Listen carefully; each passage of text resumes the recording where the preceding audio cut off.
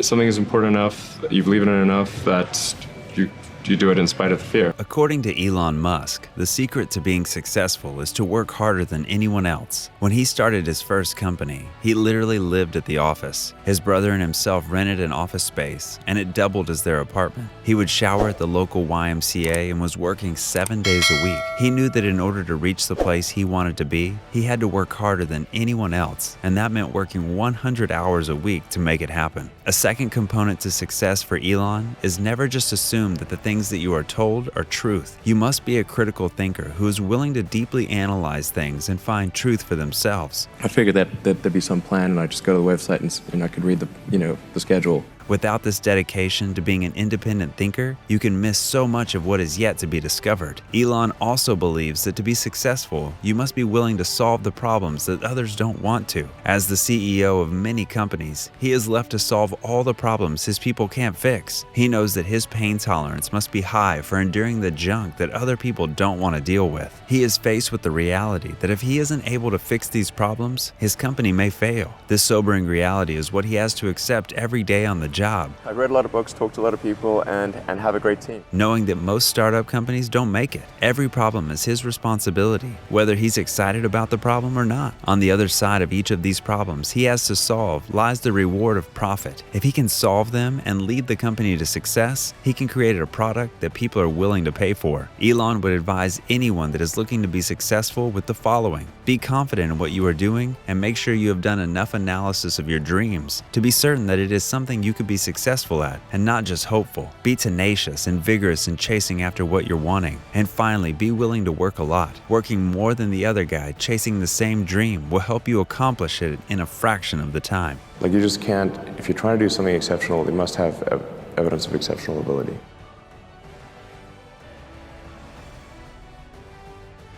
You have to have a distillation of all the worst problems in the company. There's no point in spending your time on things that are going right. So you only spend your time on things that are going wrong. And there are things that are going wrong that other people can't take care of. So you have like the worst. You have a filter for the crappiest problem in the company. The most pernicious and painful problem. So I wouldn't say I think you have to feel quite compelled to do it and have a fairly high pain threshold. And there's a friend of mine who says like starting a company is like staring into the abyss and eating glass. And there's some truth to that. The staring into the abyss part is that you're going to be constantly facing the extermination of the company. Because most startups fail. It's like 90%, arguably 99% of startups fail. So that's the staring into the abyss part. You're constantly saying, okay, if I don't get this right, the company will die. It can be quite stressful. And the eating glass part is you've got to do the problems. You've got to work on the problems that the company needs you to work on, not the problems you want to work on. And so that's you end up working on problems that you'd really wish you weren't working on. And so that's the eating glass part. And that goes on for a long time.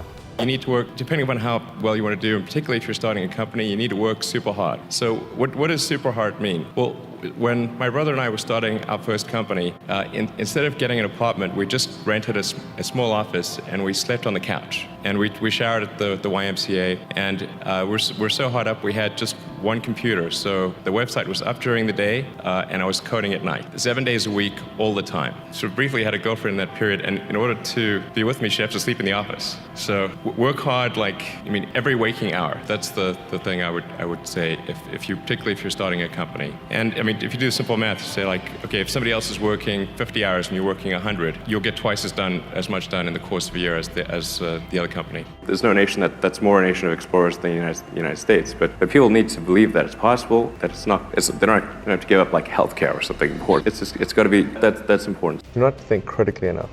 Critical thinking is a skill in short supply, where people take too many things they assume too many things to be true without sufficient basis in that belief. It's very important that people closely analyze what is supposed to be true and try to build up, try to say, let's analyze things from first principles, not by analogy or not by convention. If you assume things are true by convention, which is actually what most people do, then it's difficult to gain insight into how things can be bettered. In any argument or any sort of train of thinking, you want to make sure that the underlying premises are valid and applicable, and in reaching a conclusion, that the conclusion you're reaching is necessarily driven by identify the underlying premises and the interconnection between those premises. That may seem like a really simple thing to say, but most people don't do that. So it's really the foundation of rational thought. Against large entrenched competitors, your product or service needs to be much better. It can't be a little bit better, because then you put yourself in the shoes of the consumer and they say, why would you buy it as a consumer? You're always going to buy the trusted brand unless there's a big difference. First of all, I really need to give some thought to how can I provide advice that would be most helpful, and I'm not sure I've given enough thought to that to give you the best possible answer. But I think certainly being focused on something that you're confident will have high value to someone else, and just being really rigorous in making that assessment, because people tend to, a natural human tendency is wishful thinking. So a challenge for entrepreneurs is to say, well, what's the difference between really believing in your ideals and sticking to them versus pursuing some unrealistic dream that doesn't actually have merit? And that is a really difficult thing to tell you. Can you tell the difference between those two things? So you need to be sort of very rigorous in your self-analysis. I think certainly extremely tenacious, and then just work like hell. I mean, you just have to put in 80 to 100 hour weeks every week. All those things improve the odds of success. If other people are putting in 40-hour work weeks and you're putting in 100-hour work weeks, then even if you're doing the same thing, you know that in 1 year you will achieve what they achieve. You will achieve in 4 months what it takes them